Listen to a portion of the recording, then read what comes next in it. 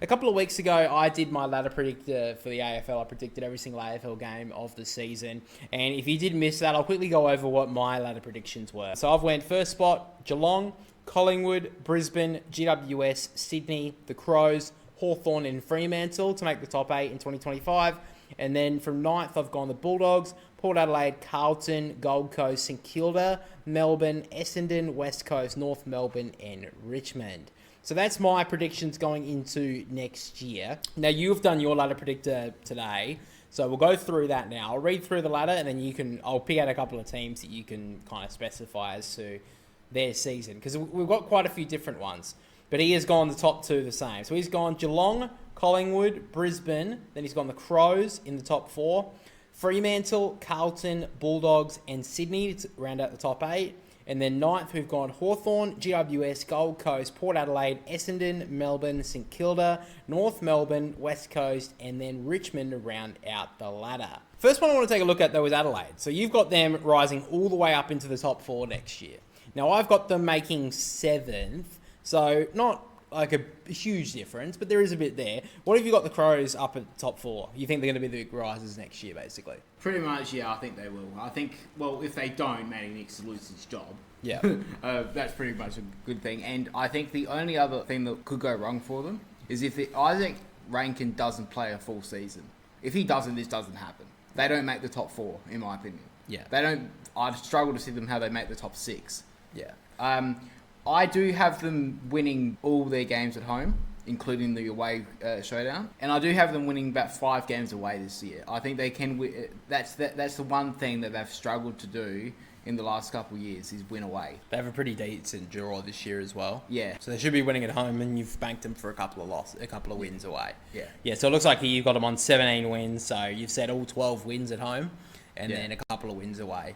So, I mean, if you look at it last year with them, even just the Gold Coast, for example, we did talk about this last year, that the Gold Coast, all they had to do was win half their games away and they would have made finals. But they won all their games at home and then didn't perform away, and that cost them finals. So, if the Crows can kind of, because they haven't been a team that's been able to win away very often. So, if they can shore that up this year, they can definitely rise up the ladder. Next, you've got Fremantle teetering on the top 4. You got them in 5th, so just missing out the finals last year.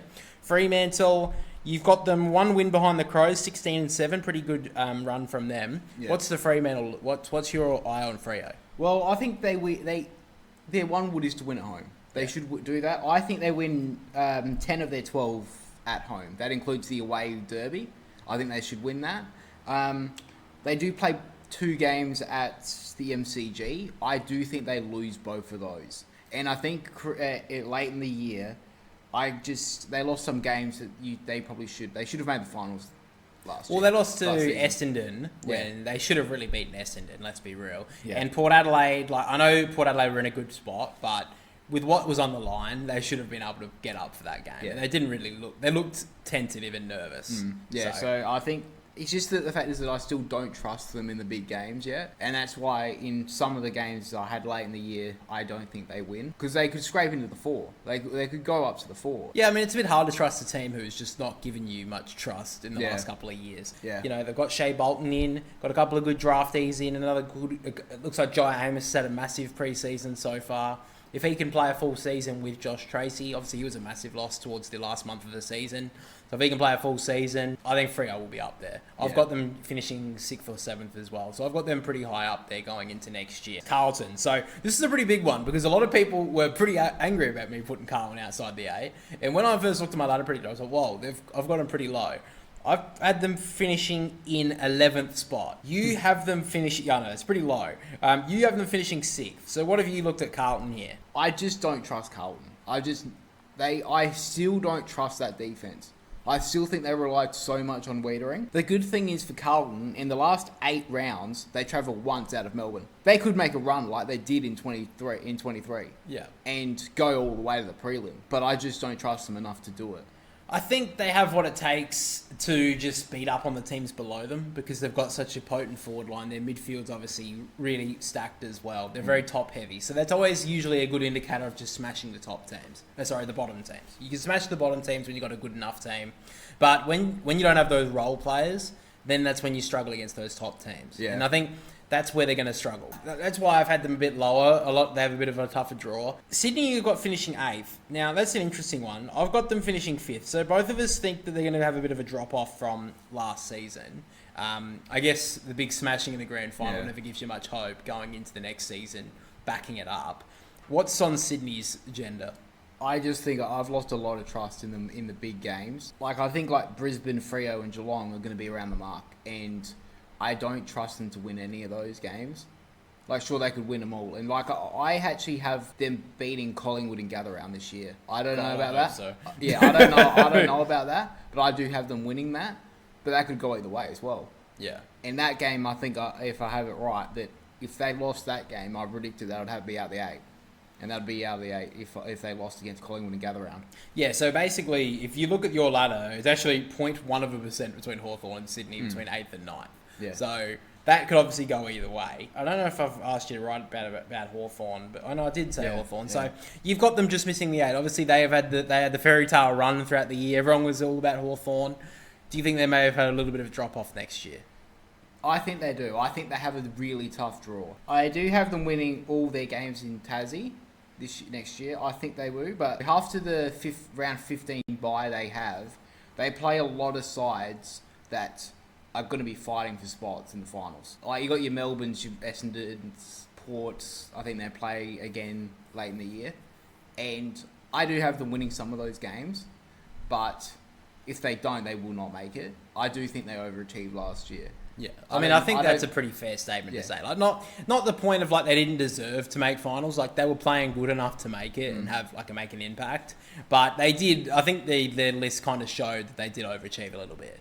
I mean, that's fine. That's not an issue. Like, as long as if they can back it up this year as well, then good on them. They could very well do what. I mean, you think about Collingwood in 22. Everyone thought they overachieved. They came back in 23, won the flag. So Hawthorn could be that story as well. Or they could just fall off a little bit. Yeah, I still think they're going to be, the next couple of years, going to be such a dangerous team. But I could definitely see them missing finals just this year. You got the Giants as well up next. I had them finishing in 4th spot. So you've got them missing the 8. So going out in finals in straight sets. To be honest, when I did this ladder predictor, when I looked at it and said the Giants were out of it, I was like, how the hell did I do that? I didn't expect that, but that was kind of with me and Carlton. I was like, well, I don't know, I'd have them down there. Yeah, I don't know about the Giants. I think that straight sets out after being in the top 4. It might scar them a bit. They did have that little controversy after the season as well. They do have a tough run home. They could be fighting for spots around other teams that need a spot in the finals as well.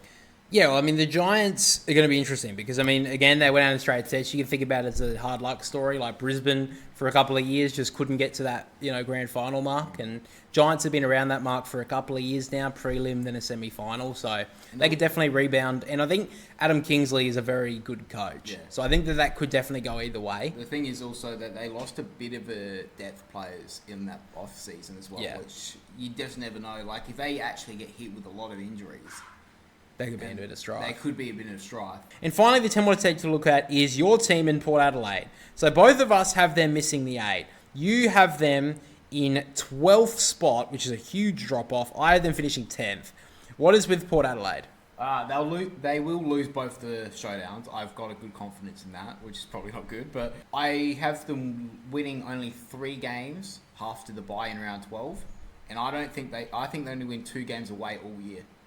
2 wins away. I think they have got a tough draw. And I don't think that some of these players are going to make a difference. Have in the past for Kenny. And so we got Richards, Lukosius, Atkins, which I doubt he's going to be in the team. Even though he's, I mean, he did run a good 2K time trial, but that doesn't really mean a lot. I like the draftees they picked up, but I mean, you can't really rely on a draftee to give you a push towards finals, really, unless they're like a generational talent. Which, I mean, I don't know. Maybe they will be, but you can't really see that at this point. But Port Adelaide, to give it on their side, they've been known as being able to beat up against the teams around the bottom. And then if they can snag a couple of wins against those top teams, they can have the percentage to sneak in as well. So Port Adelaide have definitely been that sort of team. And they've also been a team that's like overachieved for a while now on you know, their list. Like, you think about it, like, they've had a sicky tape together forward line for quite a few years now, and it's still been a pretty potent team to go forward. Yeah. Like, I mean, it was only, 5 weeks to go in the season that they put nearly a 150 on the Swans. Yeah. The premiership favourites for a lot of the year. Port Adelaide, they're just such a hard team to read. Like, they finished top 4. You want to put them in the A. You think that they just inevitably should be, but they've lost a lot. So can they keep on continuing to just put a magnet there in a position and just hope that they do their best? Yeah. I think that's going to be hard.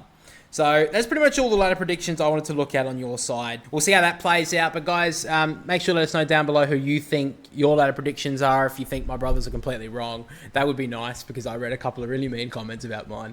No, obviously you guys can leave your opinions. That's totally fine. Obviously, you know, I'm not putting any money on my ladder to be 100% correct. I'm definitely not doing that.